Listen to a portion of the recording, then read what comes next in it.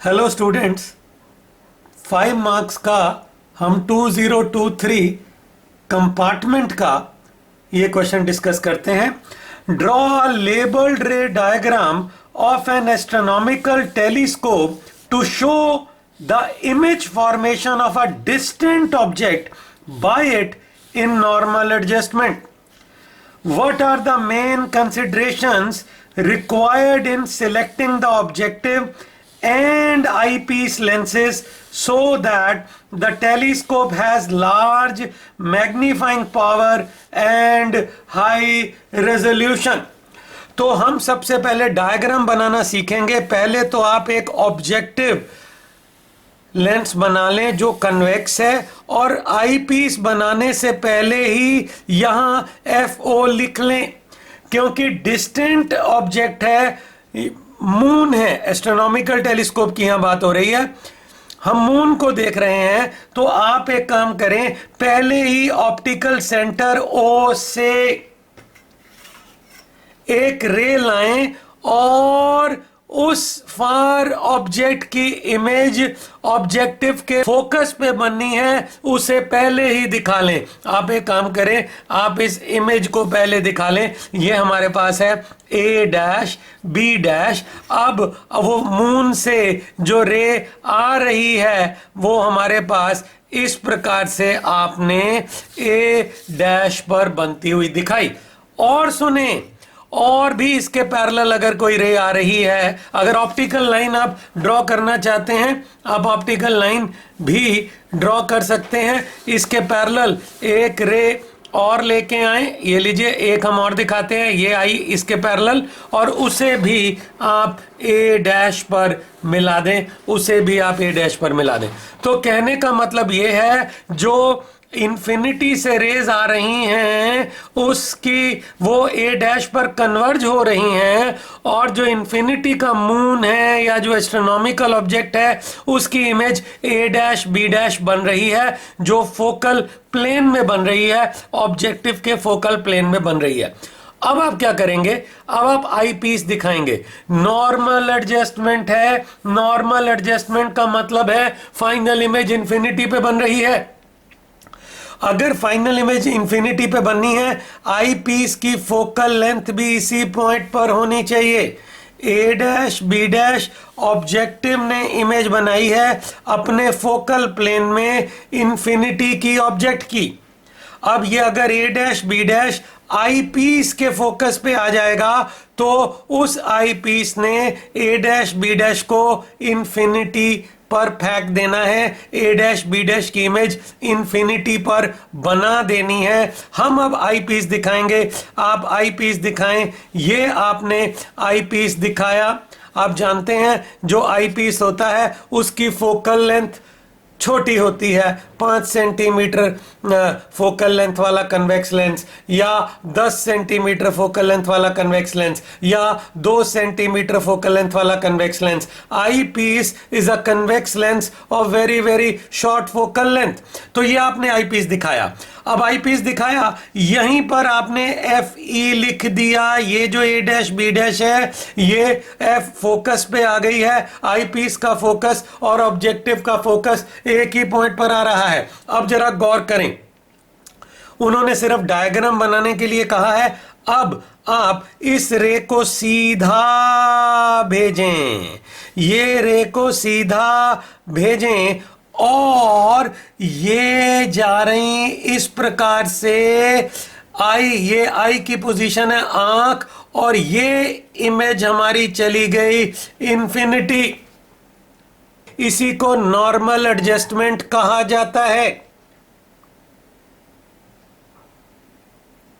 और इसकी magnifying power की उन्होंने डेरिवेशन नहीं पूछी, मैं कुछ एक्स्ट्रा कर देता हूं, मैं मैग्नीफाइंग पावर की डेरिवेशन भी आपको समझा देता हूं।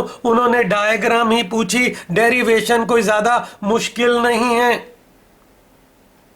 इस डॉटेड लाइन के, इस लाइन के पैरेलल इधर एक डॉटेड लाइन की कल्पना कर लें, और ये हमारे पास एंगल है बीटा, और ये हमारे पास एंगल है alpha. Beta by alpha he angular magnification है।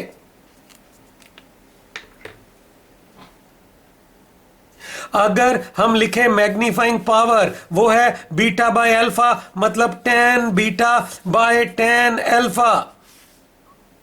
इस ऑप्टिकल सेंटर का नाम ई रख लें। ई या आईपीस के लिए भी इस्तेमाल किया गया है। मैग्नीफाइंग पावर की डेरिवेशन हो गई tan beta A dash B dash by E B dash, A dash B dash by E B dash, tan alpha A dash B dash by O B dash, A dash B dash by O B dash. ये हमारे पास आ गया O B dash by E B dash. O B dash हमारे पास क्या है? O B dash है प्लस एफ ओ और ई बी डैश है माइनस एफ ई। अगर आप इसका मॉड लेंगे, मैग्नीफाइंग पावर आ गई F zero by F E. Magnifying power of a telescope in normal adjustment is F O by F E. Tube length of a telescope in normal adjustment is F O plus F E. इन दोनों lenses के बीच का अगर आप distance देखेंगे, ये F O plus F E है। Magnifying power of a telescope in normal adjustment is F O by F E. ये एफ ओ जितना बड़ा रखें, तभी उन्होंने यहां पूछा what are the main considerations required in selecting the objective and eyepiece lenses so that telescope has a large magnifying power, large and high resolution. Large magnifying power, if you want large magnifying power, FO को maximum रखें। For large magnifying power, for large magnifying power, FO should be large. आपने NCERT के numerical देखे होंगे जहां FO को 15 metre रखा गया, 10 मीटर रखा गया। अगर हम मान लें एक्सप्लेनेशन देते हुए एफओ अगर 15 मीटर है और एफई हमारे पास 5 सेंटीमीटर है, हम मैग्नीफाइंग पावर, हाँ थ्योरी के अंदर आप अपने तरीके से एक्सप्लेनेशन दे सकते हैं, आप मैग्नीफाइंग पावर बता सकते हैं। एफओ बाय एफई ये आ गया 15 मीटर, एफई है 5 सेंटीमीटर, 5 बाय 100, आंसर निकल के आया 300। जितना ज्यादा एफओ को बड़ा रखेंगे उतनी मैग्नीफाइंग पावर ज्यादा मिलेगी। दूसरी चीज हमारे पास हाई रेजोल्यूशन। अब वो पूछ रहे हैं रिजॉल्विंग पावर हाई कैसे होगी। अब टेलीस्कोप की रिजॉल्विंग पावर हाई रखने के लिए आपको इसका डायामीटर, टेलीस्कोप की रिजॉल्विंग पावर हाई रखने के लिए ये डायामीटर ज्यादा रखना पड़ेगा। टेलीस्कोप की रिजॉल्विंग पावर का फार्मूला होता है डायामीटर बाय 1.22 लैम्डा। मोर डायामीटर मोर रिजॉल्विंग पावर।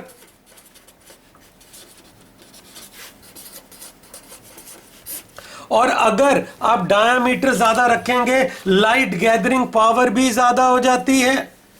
जितना दूरबीन या एस्ट्रोनॉमिकल टेलीस्कोप का डायामीटर ऑब्जेक्टिव का बड़ा होगा, उतनी लाइट गैदरिंग पावर ज्यादा होगी।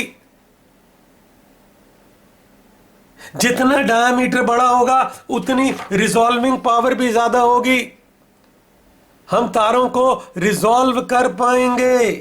तो ये था हमारे पास पार्ट ए। डायग्राम उन्होंने पूछी नॉर्मल एडजस्टमेंट में, जहां इंफिनिटी की इमेज को इंफिनिटी पे देखा जाता है। सर फायदा क्या हुआ अगर इंफिनिटी के मून को इंफिनिटी पे देखा? अरे हमें बड़ा नजर आ रहा है, वो हमें मैग्नीफाइंग पावर मिल गई, हम आंख से उसे इंफिनिटी पे देख रहे हैं। नॉर्मल एडजस्टमेंट में फाइनल इमेज इंफिनिटी पर है,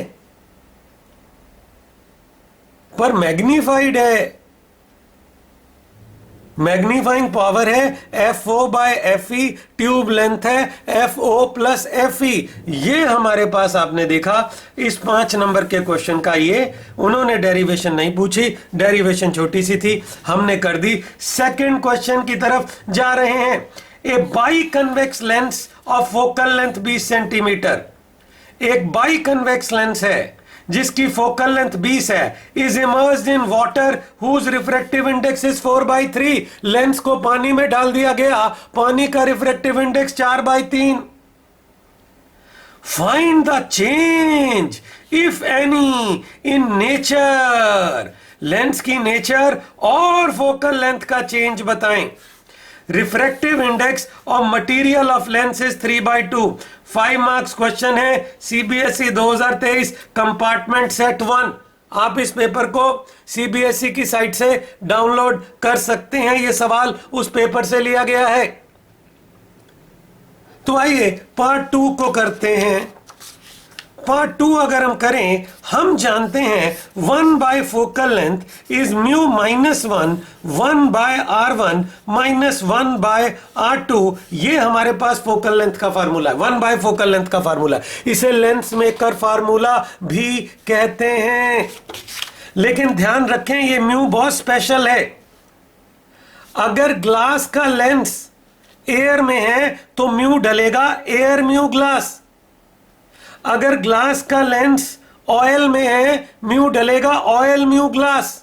अगर ग्लास का लेंस पानी में है, म्यू डलेगा पानी म्यू ग्लास। आप इस चीज को समझें। What is 1 focal length in air? वो है air mu glass -1 1/r1 -1/r2। अगर कोई कहे what is 1 focal length in water, ये है water mu glass -1 1/r1 -1/r2। अगर एयर में है तो यहां refractive index air mu glass आता है। अगर ग्लास का लेंस पानी में है या वाटर में है, यहां refractive index water mu glass आता है। डिवाइड कर दें 1 focal length in air by 1 focal length in water. ये आ जाएगा air mu glass -1 divided by water mu glass -1 1/r1 -1/r2। ये पूरी ब्रैकेट कट गई। आगे बढ़ते हुए ये आ गया focal length in water by focal length in air. ये आ गया air mu glass -1 divided by water mu glass -1। ये आ गया focal length in water by focal length in air, air mu glass -1 by water mu glass. Water mu glass होगा air mu glass by air mu water. Water mu glass air mu glass by air mu water. Water mu glass air mu glass by air mu water. Formula आप जानते हैं ray optics का। Focal length in water by focal length in air. ये आ गया air mu glass -1 into air mu water. ऊपर चला गया, जब आप एलसीएम लेंगे नीचे आएगा air mu glass minus air mu water. Focal length in water by focal length in air, air mu glass 3/2 given है, 3/2 -1 air mu water 4/3 air mu glass 3/2 air mu water 4/3। अब आगे focal length in water by focal length in air. ये आया focal length in water by focal length in air. पीछे से 1/2 into 4/3 1/2 into 4/3 divided by 3/2 -4/3 3/2 minus 4/3 focal length in water by focal length in air. ये आया 2/3। LCM आ गया हमारे पास नीचे 6 9 -8 focal length in water by focal length in air. ये हुआ 2/3 1/6 focal length in water by focal length in air. ये हमारे पास आ गया 4। तो पानी में डालने के बाद focal length 4 Guna focal length in air हो गई। और उन्होंने जो एयर में फोकल लेंथ हमें दी वो है 20 centimetre.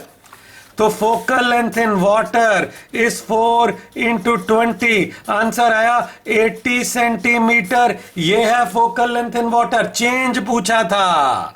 Focal length in water minus focal length in air 80 centimetre minus 20 centimetre plus 60 centimetre focal length बढ़ गई। उन्होंने एक चीज और पूछी, नेचर को क्या हुआ। Find the change in the nature, no change in nature. Lens convex lens ही रहा, no change in nature of the lens. ऐसा इसलिए उसकी फोकल लेंथ अभी भी +80 सेंटीमीटर आई है। अगर फोकल लेंथ का साइन बदल जाता तभी हम कहते कि लेंस की नेचर बदल गई। लेंस की नेचर हमारे पास सेम रही। तो ये 5 नंबर का सवाल आपने देखा, 5 मार्क्स। CBSE 2023 compartment set 1